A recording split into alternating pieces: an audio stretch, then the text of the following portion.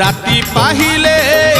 पाहिले राति पाहिले जागर शिव मंदिर लागिब भीड़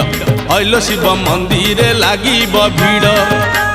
राति पाहिले जागर शिव मंदिर लागिब भीड़ हइलो शिव मंदिर लागिब भीड़ पहिली दर्शन पहिली घर्षण पहिली दर्शन पहिली घर्षण पहिली पंडा पहिली धंडा पहिली भोग पहिली जोग पहिली भक्त बड़ राति पाहिले पाहिले राति पाहिले जागर शिव मंदिर लागिब भीड़ हइलो शिव मंदिर लागिब भीड़।